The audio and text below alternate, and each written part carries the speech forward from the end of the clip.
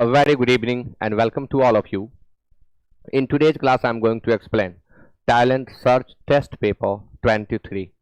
And for your kind information, I would like to tell you that on every Sunday, we conduct a test on our app, Apex Institute Chhapra, and the test remains open from 7 a.m. to 7 p.m. The test is highly useful to all the students who are preparing for any kind of competitive examinations in which English is essential. So, I would like to invite you to download the app and take the test on every Sunday. This test will help you understand the different types of questions that are asked in different examinations conducted by several boards. So, must come download the app and take the test. And let's get started. Question number 1, ignominy. Ignominy means कलंक. यह एक सार्वजनिक निंदा है, किसी के चरित्र के ऊपर लांछन, जिसमें उसकी सार्वजनिक हानि हो, उसके पब्लिक लाइफ पर नुकसान आए, उसकी बदनामी हो, वह इग्नोमिनी है. एब्स्ट्रैक्ट नाउन होता है. इग्नोरेंस, अज्ञानता. कमेंट करके बताएं इग्नोरेंस का एडजेक्टिव क्या होगा. कमेंट करें. रिब्यूक. रिब्यूक मीन्स डांटना. रिब्यूक मीन्स डांटना. इम्पीचमेंट, अभियोग. Impeachment, charge, accusation. डिसग्रेस, बदनामी. तो इग्नोमिनी के लिए हम सेलेक्ट करेंगे डिसग्रेस को. और मैंने आपसे पूछा कि इसका एडजेक्टिव बता दें, तो एडजेक्टिव होगा इग्नोरेंट. इसका एडजेक्टिव होगा इग्नोरेंट. रिब्यूक मीन्स डांटना, रिप्रीमांड मीन्स डांटना, स्कॉल्ड मीन्स डांटना, चाइड मीन्स डांटना, टेक टू टास्क मीन्स डांटना, और बीरेट मीन्स डांटना या धिक्कारना. तो 1 का आंसर डी. क्वेश्चन नंबर 2 आपके सामने. Nausea, tendency to vomit. Tendency to vomit को हम नौसिया कहते हैं, यानी उल्टी करने की प्रवृत्ति, वमन करने की प्रवृत्ति. ऐसी feeling, it's a kind of feeling to vomit, उसे हम नौसिया कहते हैं. स्लीपीनेस, स्लीप में जाने की अवस्था स्लीपीनेस है. सीकनेस, अस्वस्थता, अस्वस्थता.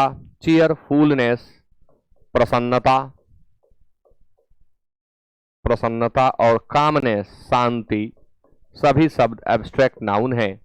नौसिया, स्लीपीनेस निद्रा है नहीं, प्रसन्नता है नहीं, कामनेस है नहीं, ये एक तरह का रोग है, एक अस्वस्थता है. इसलिए आप सिकनेस को सेलेक्ट करें.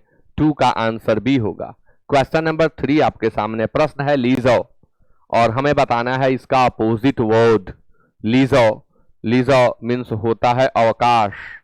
लीजर, काम के बीच जो हमें खाली समय रिलैक्स करने को मिलता है, वो लीजर कहलाता है. या ऐसे ही हम पड़े हुए हैं, कुछ बॉडी को रेस्ट दे रहे हैं, लीजर है. फिर हम इंगेज होंगे काम में. लीजर कहीं ना कहीं ये भी संकेत करता है कि आप बेकार आदमी नहीं हैं, आपके पास लीजर है, यानी आप कार्यरत हैं, आप काम करते हैं, अभी आपके पास समय है, आप खाली हैं. 12, 12 मीन्स कठिन परिश्रम. 12 कठिन परिश्रम. ईज, आराम. ईज, हर तरह की बेचैनी से छुटकारा, मुक्ति को हम ईज कहते हैं. जब लाइफ में किसी तरह का कोई ट्रबल ना हो, कोई डिफिकल्टी ना हो, वह ईज कहलाता है. रेस्ट, आराम, कंफर्ट, आराम. तो लीजर, खाली समय, यहां 3 ठो तो सिनोनिम ही दिया हुआ है, तो 12 ही न होगा. कठिन परिश्रम. Number 4, turbulence. टर्ब्यूलेंस का एडजेक्टिव आप जल्दी से कमेंट कर दें. फास्ट. टर्ब्यूलेंस का एडजेक्टिव क्या होगा, जल्दी से कमेंट करके बता दें. टर्ब्यूलेंस क्या है? एब्स्ट्रैक्ट नाउन है, इसका अर्थ होता है उथल पुथल।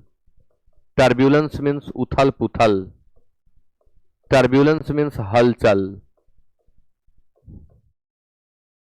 उपद्रव, उपद्रव। स्टीलनेस, स्थिरता या शांति। एंग्जाइटी, चिंता। उद्विग्नता, बेचैनी।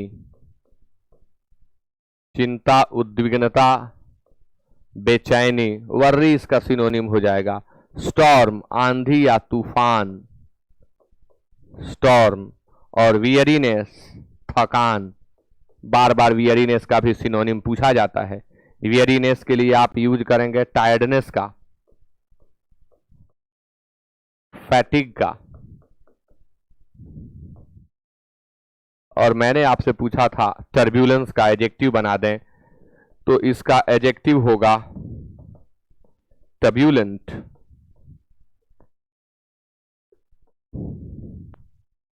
तो हमें एंटोनिम देना है ना, स्टिलनेस को सेलेक्ट करेंगे। क्वेश्चन नंबर 5 आपके सामने, speaking one's thoughts aloud to oneself, यानी स्वयं से की गई बात जो जोर जोर से हो रही हो। मन में तो हम अपने से बात हमेशा करते रहते हैं, जो बात हम अलाउड करते हैं यानी जोर से बोल करके, उसे क्या कहते हैं? डायलॉग मीन्स होता है संवाद। इसमें सामने वाले व्यक्ति से हम बात कर रहे होते हैं या व्यक्तियों से। ये नहीं सोचें कि डायलॉग मतलब दो ही के बीच, दो से ज्यादा भी होते हैं डायलॉग में। कोरस मीन्स होता है सामूहिक गीत, सामूहिक गीत, कोरस। सॉलिलॉक्वी, स्वयं से बात, सॉलिलॉक्वी। और monologue, a long speech delivered by a man regardless of one is listening to him or not। इसकी परवाह किए बिना कि कोई मुझे सुन रहा है या नहीं, मैं लंबा बोलते जा रहा हूं कॉन्वर्सेशन इत्यादि में, तो वह मोनोलॉग होता है। यहां आंसर सॉलिलॉक्वी होगा, 5 का B. Question number 6, one who studies and collects coins, वह जो सिक्कों का संग्रहण और अध्ययन करता है उसे क्या कहें? न्यूमिस्मैटिस्ट, सिक्का संग्राहक, सिक्का संग्राहक। न्यूमेरोलॉजिस्ट, अंक विशेषज्ञ,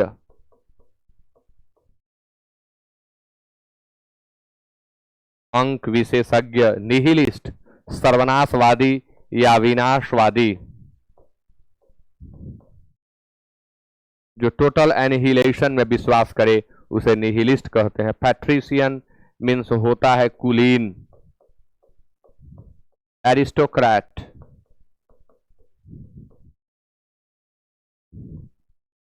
तो जो सिक्कों का अध्ययन और संग्रहण करता है उसे हम न्यूमिस्मैटिस्ट कहते हैं।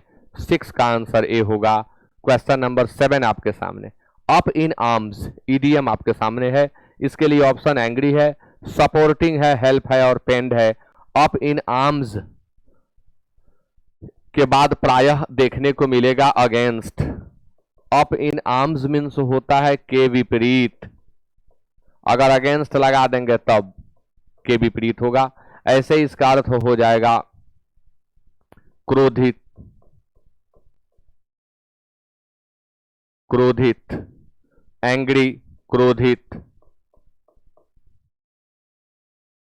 सपोर्टिंग हेल्प आप जानते हैं पेन से पेंड बना है, तो 7 का आंसर क्या होगा? एंग्री होगा। Question number 8, behind closed doors in a clandestine manner, under the table, under the table it means some work that is done in a clandestine और in a covert, in a secret manner. तो behind closed doors यानी गुप्त तरीके से, गुप्त रीति से या गुप्त तरीके से। Some act done privately, someone behind the doors, failure to know, failure to learn, तो some act done privately, answer A होगा 8 का। Question number 9, his father asked him to keep dash from bad company, तो ये याद करें, to keep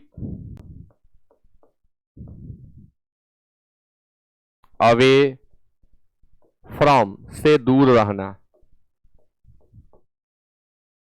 से दूर रहना, यानी हम कीप के साथ क्या लगाएंगे, तो हम अवे लगाएंगे। 9 का आंसर बी होगा। Question number 10, the minister assured the flood victims dash all possible help. Assure means होता है आश्वासन देना।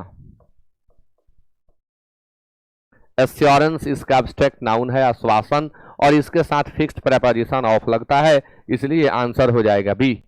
10 का आंसर बी होगा। एश्योर मीन्स आश्वासन देना, एश्योरेंस उसका abstract noun. Mahatma Gandhi was right, Mahatma Gandhi right थे, सही थे। Except as medicine, when he said that of alcohol should be absolutely forbidden. आपको सजाना है, आपके पास ऑप्शंस हैं, जल्दी से कमेंट कर दें। I am waiting for your comments.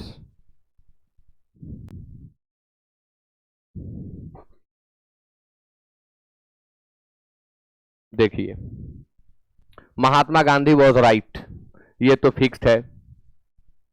When he said that, इसके बाद होगा, ये नहीं होगा, ये नहीं होगा, ये नहीं होगा। अगर यह 1 है तो यह 2 होगा। व्हेन ही सेड दैट, जब उन्होंने कहा कि, क्या कहा इन्होंने? इन्होंने कहा कि the manufacture and sale of alcohol except as medicine, 6 number में, शुड बी एब्सोल्युटली फॉरबिडन। इन्होंने कहा कि मेडिसिन के लिए जो अल्कोहल का यूज है उसको छोड़कर इसके मैन्युफैक्चर और सेल पर पूर्णतः रोक लगा दी जानी चाहिए। तो आंसर क्या होगा?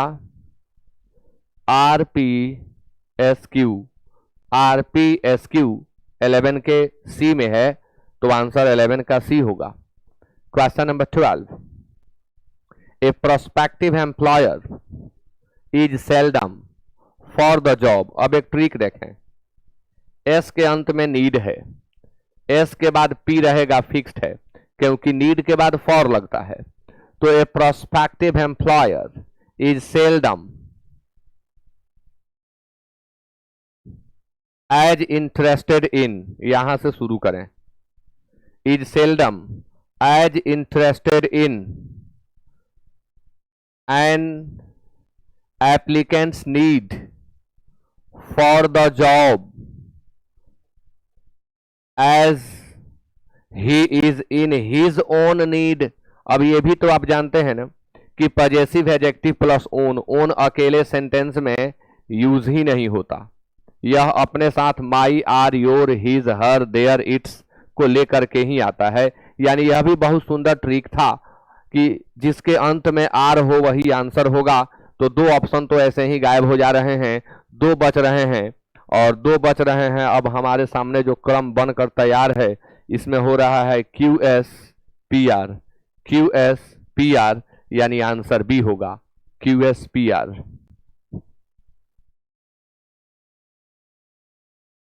थर्टीन में, the principal forbade us not to use the entire central hall. Principal ने हम लोगों को संपूर्ण सेंट्रल हॉल यूज करने से मना किया। फॉरबीड, मना करना, उसका सेकंड फॉर्म है फॉरबेड। फॉरबीड खुद ही नेगेटिव होता है। इस तरह के और भी वर्ब हैं, जैसे प्रिवेंट है, मना करना, रोक देना, प्रोहिबिट, मना करना, रोक देना, डिनाई, खंडन करना, नकार देना, मना कर देना। तो ये जो वर्ब्स मैं अभी बोल गया, इनके साथ आप नॉट का यूज न करें, आंसर होगा बी, नॉट सुपरफ्लूअस है। We are looking forward to see you, look forward to के बाद हमेशा जेरंड लगता है, इसलिए आंसर सीइंग होगा, आंसर सी होगा, करेक्शन होगा इसका सीइंग। लुक फॉरवर्ड टू के बाद बिना सोचे समझे, टू रहते हुए भी आप जेरंड का प्रयोग करें। आपको याद करना होगा इस चीज को, जेरंड का एक रूल बहुत ही इंपॉर्टेंट है कि it is used just after the following expressions. अब उस एक्सप्रेशंस में क्या क्या आते हैं, mainly to be use to be habituated to be addicted to be committed to be accustomed to be no good, to be worth, और भी हैं can't help, couldn't help, with a view to, with a view to look forward to तो यहां है ही। इनके बाद हमेशा हम जेरंड का ही यूज करते हैं, इसलिए आंसर सी होगा। Number 15 accommodation. एकोमोडेशन मीन समायोजन होता है, ACCOMMODATION। आंसर डी होगा, एकोमोडेशन मीन समायोजन। समायोजन एकोमोडेट वर्ब का बना हुआ एब्स्ट्रैक्ट नाउन है यह। वल्नरेबल यानी 16 का आंसर डी होगा। वल्नरेबल मीन्स होता है कमजोर, वल्नरेबल मीन्स होता है कमजोर, जिसे भेदा जा सके, जिसमें छेद किया जा सके, वह वल्नरेबल कहलाता है। वीक इसका सिनोनिम होता है, वीक। अब इसका सेंसिटिव भी सिनोनिम हो जाता है जरूरत के अनुसार। क्वेश्चन नंबर 17 में आपको बनाना है पैसिव। बहुत सिंपल क्वेश्चन है, सभी लोग कमेंट कर दें। The storm damaged the roof. आप जानते हैं ऑब्जेक्ट को सब्जेक्ट बनाना है, वर्ब को चेंज करना है, सब्जेक्ट को ऑब्जेक्ट बना देना है, यानी the roof was damaged by the storm. The roof was damaged by the storm. 17 का आंसर ए होगा। 18 I wish I had something to it said Ravi. Ravi ने कहा काश मेरे पास खाने को कुछ होता। तो रवि ने कहा कि Ravi said that he had something to it. इसमें विश बिल्कुल नहीं आ रहा है, इसलिए यह नहीं होगा। Ravi wished to have something to it हो सकता है।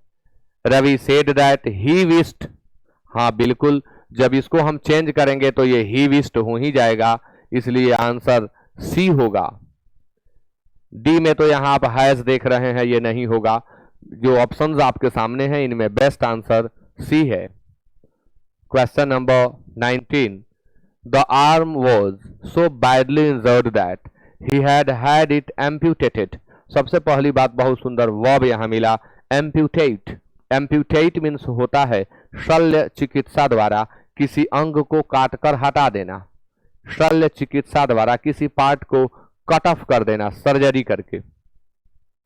तो the arm was so badly injured, arm इतने बुरी तरह से जख्मी हो गया था, किसी की बाजू इतनी बुरी तरह जख्मी थी कि उसे काट कर हटाना पड़ा। यही तो हो रहा है ना, ही हैड हैड इट एम्प्यूटेटेड, कि इसे काट कर हटाना पड़ा।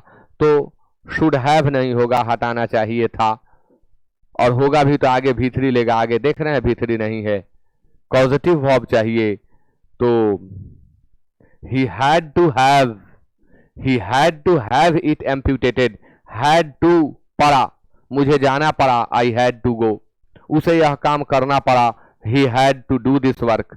वही स्ट्रक्चर यहां काम कर रहा है, he had to have it amputated, यानी had to स्ट्रक्चर, और ये have यहां कॉजेटिव वर्ब का काम कर रहा है, जिसके बाद यह it ऑब्जेक्ट है और यह पास्ट पार्टिसिपल है जो कि हैव और गेट के बाद लगता है। Answer C. Question number 20 I will be very busy lately. Sentence के अंत में लेटली आपको दिख रहा है, लेटली हो, रिसेंटली हो सेंटेंस के अंत में, या सेंटेंस के बीच में जस्ट हो, फिर येट अंत में ही लगता है। ये कुछ एक्सप्रेशंस हैं, कुछ वर्ड्स हैं जिनका यूज प्रेजेंट परफेक्ट टेंस में किया जाता है। तो present perfect tense have been होगा। अब बहुत सारे लोग भ्रम में हैं कि हैव बीन केवल परफेक्ट कंटिन्यूअस में होता है, ऐसी बात नहीं है। अगर हैव बीन के बाद वर्ब फोर आया है तब तो ये परफेक्ट कंटिन्यूअस है, लेकिन अगर हैव बीन के बाद नाउन आया हो, हैव बीन के बाद एडजेक्टिव आया हो, तो ऐसी स्थिति में यह जो हैव बीन होता है ना, ये प्रेजेंट परफेक्ट टेंस कहलाता है। भ्रम में ना रहें, बहुत सारे लोग कंफ्यूज रहते हैं इसमें। अगर वर्ब फोर लिए हुए है, ऐसा स्ट्रक्चर आपको दिख रहा है, तब आप इसे प्रेजेंट परफेक्ट कंटिन्यूअस कहेंगे। लेकिन अगर नाउन है या एडजेक्टिव है तो वह प्रेजेंट परफेक्ट टेंस है। आप जानते हैं been, been is the third form of be was been, तो वह प्रेजेंट परफेक्ट टेंस है क्योंकि हैज हैव के बाद V3 यहां पर आ गया, इसलिए हैव बीन होगा। बिजी देखिए एडजेक्टिव है, जो बोला एकदम यहां प्रूव्ड है। 21 से 25 आपके सामने है cloze test. Millions of people from different parts of the world, दुनिया के भिन्न भिन्न अंगों से लाखों लोग दुनिया के भिन्न भिन्न अंगों से, who have settled in America, जो अमेरिका में आकर बस गए हैं, दुनिया के भिन्न भिन्न कोने से स्थानों से लोग अमेरिका आकर के जो बसे हुए हैं, have all contributed something to America English, America English होगा कि अमेरिकन इंग्लिश होगा, अमेरिकन इंग्लिश होगा, वे अपना कुछ न कुछ योगदान अमेरिकन इंग्लिश में दिए हैं। कंट्रीब्यूट योगदान देना, और इसके साथ फिक्स्ड प्रेपोजिशन टू लगता है। अमेरिकन इंग्लिश में इन सभी लोगों का थोड़ा बहुत योगदान रहा है जो different parts of the world से आकर यहां सेटल हो गए हैं। दो, यद्यपि, हालांकि, फिर भी, in the main dash to the new ways of life, in the main dash to the new ways of life, यानी जीवन के नए तरीके में डैश, अब देखना है ना ब्लैंक के बाद टू लगा हुआ है। दे dash in the new country, अब कोई भारत से आया, कोई पाकिस्तान से अमेरिका आया, कोई कहीं अन्य जगह से आया, तो जो लोग अमेरिका में आए, अंग्रेजी में उन्होंने कुछ न कुछ योगदान दिया अमेरिकन इंग्लिश में। जब वे वहां आए तो उन्हें जीने का नया तरीका मिला, जीने का नया तरीका मिला, यानी 21 में आपको क्या भरना है, कॉन्फाइनिंग। अब देखिए यहां कॉन्फाइनिंग नहीं होगा, क्योंकि कॉन्फाइन मीन्स होता है कैद करना, नजरबंद करना, इसके बाद टू लगता है, हिंदी होता है कैद करना, तो उन्हें वहां कैद नहीं कर दिया गया, नजरबंद नहीं कर दिया गया, वे अपनी स्वेच्छा से वहां आए हुए हैं। और कॉन्फाइन स्वेच्छा से नहीं होता, कॉन्फाइन कर दिया जाता है, इसलिए नहीं होगा।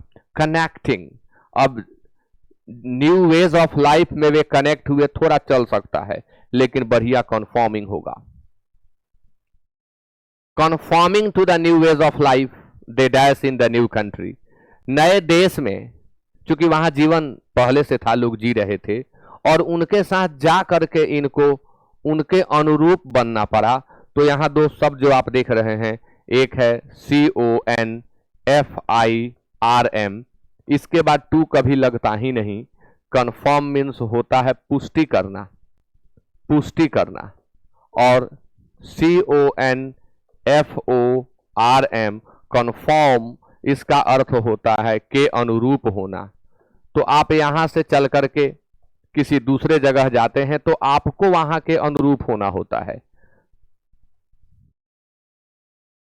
आपको वहां के अनुरूप होना होता है। जो तौर तरीके, जिस जीवन शैली में वहां के लोग हैं, उस जीवन शैली में आपको जाकर के ढलना होता है, यानी वहां की जीवन शैली में आप खुद को कन्फर्म करते हैं। आंसर ये होगा, कन्फर्म पुष्टि करना नहीं, कनेक्टिंग नहीं यहां पर सूट करेगा। Conforming to the new ways of life they dash in the new country, यानी नए कंट्री में जाने के बाद जो जीवन उन्हें वहां मिला, उसमें वे खुद को कन्फर्म किए, के अनुरूप बना लिए, यानी यहां मतलब वही है, खुद को एकोमोडेट कर लिए, खुद को एडजस्ट कर लिए। तो एक्वायर्ड, सॉट, ट्रेस्ड और फाउंड क्या होगा आंसर? एक्वायर मीन्स अर्जित करना, जिसके लिए हम प्रयास करते हैं, हम अपने प्रयास के बदौलत प्राप्त जो करते हैं, वहां हम एक्वायर का यूज करते हैं। अच्छा, कभी कभी स्वतः, जैसे संपत्ति वगैरह पूर्वजों से जो प्राप्त होती है, वहां भी एक्वायर का यूज होता है, लेकिन एक्वायर का मेनली प्रयोग यही है कि हम जहां एफर्ट लगा करके कुछ प्राप्त करें, वहां एक्वायर। तो जीवन वहां पहले से था, ये लोग जाकर के जीवन को तो ढूंढे नहीं, इसलिए ये अट्रेस्ट क्या होगा यहाँ पर, फाउंड होगा। मिला इन्हें, मिला, मिला यानी वहां वो चीज पहले से थी, इनको वहां मिला, ये फाउंड किए, यानी 22 का आंसर डी होगा। 23, they couldn't help living some dash of their language. अब ये तो भाई ऑब्वियस है ना, जाहिर है कि हम अपनी मातृभाषा को छोड़ नहीं सकते, हमारे रग रग में हमारी मातृभाषा समाई रहती है, तो जो जहां से गए इनके ऊपर इनकी मातृभाषा का छाप बना रहा, उसको ये छोड़ नहीं सके, यानी वही यहां कहा जा रहा है कि लिविंग सम डैश, इडियम है, आंसर सी होगा। लीव सम मार्क, यानी जो इन्फ्लुएंस इनके भाषा का इनके ऊपर था उसे ये छोड़ नहीं सके। Dash drawing upon this many elements which make dash American culture. Americans have made their kind of English and melting pot in miniature. Melting pot, उस pot को कहते हैं melting pot, जिसमें बहुत सारी चीजें घुली मिली रहती हैं, वह melting pot है। यानी अमेरिकन इंग्लिश यहाँ melting pot बन गया। मिनिएचर यानी छोटा, सूक्ष्म, यह छोटा सा पात्र के रूप में जिसमें बहुत सारी भाषाओं का, यानी अमेरिकन इंग्लिश में बहुत सारी भाषाओं का समावेश मिला। जो जहां से गए अपनी भाषा को तो वो छोड़ नहीं सके, तो उसको जाकर के इन्फ्लुएंस कर दिए, कुछ कनेक्ट कर दिए उसके अंदर, उसमें कुछ अपना छोड़ दिए, अपना डाल दिए। तो क्या दिया जाए, यहां भर 4 दिख रहा है। ड्रॉइंग अपॉन, अब ड्रॉ अपॉन ये आप याद करें फ्रेज है, यूज, तो इन, हाँ बाई होगा। बाय ड्रॉइंग अपॉन यानी यूज करके, by drawing upon this many elements, इन बहुत सारे एलिमेंट्स का ये यूज करके। अब यहाँ एलिमेंट्स क्या यूज किया गया, क्यों यूज किया गया? अब ऐसा आप ना सोचे कि एलिमेंट है तो शायद पीछे वाले में एक एलिमेंट था, हाँ कि एलिमेंट्स है। मैं ये बात पहले बोल चुका हूं कई वीडियोस में कि ये क्लोज टेस्ट में इस तरह होता है, लेकिन यहाँ नहीं, क्योंकि यहाँ ऑलरेडी एक इडियम काम कर रहा है, टू लीव सम मार्क। तो आप वो ना सोचें यहां एलिमेंट देख के एलिमेंट वहां सेलेक्ट करेंगे तो गलत हो जाएगा। Bye drawing upon this many elements, 24 छूटा क्या जी, न बन चुका है। By drawing upon this many elements, यानी इन बहुत से एलिमेंट्स का यूज करके, which make dash American culture, which make up, which make for, which make over, which make of, make up, make for, make over, make of। अब makeup means होता है बनाना, makeup means होता है श्रृंगार करना, make over मतलब होता है के नाम कर देना। जैसे उसने अपनी संपत्ति अपने बेटे के नाम कर दी, तो वहां हम मेक ओवर का प्रयोग करते हैं। उसने अपना घर अनाथालय को दे दिया, तो वहां भी हम मेक ओवर का प्रयोग करते हैं। अनाथालय को अंग्रेजी में क्या कहते हैं, कमेंट करके बताएंगे आप। मेक फॉर क्षतिपूर्ति करना और मेक ऑफ से बना होना। Which make dash American culture, एक तो कंफ्यूजन होने लगा। मेक ऑफ मतलब ही होता है से मिलकर बना होना, मेक अप भी दिया हुआ है। Americans have made their kind of English and melting pot in miniature. By तो होगा, फिक्स है। By drawing upon this many elements which make, बेहतर आंसर ऑफ होगा, न सेलेक्ट करें आप, ऑफ आप सेलेक्ट कर लें ऑफ। मेक ऑफ, जैसे the building was made of brick, यानी ब्रिक से बनी हुई। तो जहां भी हम से बना हुआ, the doors and windows are made of wood, तो यहां से मिलकर बना होना का ही सेंस है, कंसिस्ट ऑफ का सेंस है, इसलिए हम सेलेक्ट करेंगे आंसर 25 का डी। और इसी के साथ कंप्लीट हुआ टैलेंट सर्च 23 का explanation. Thank you so much to all of you for joining the class, and good night.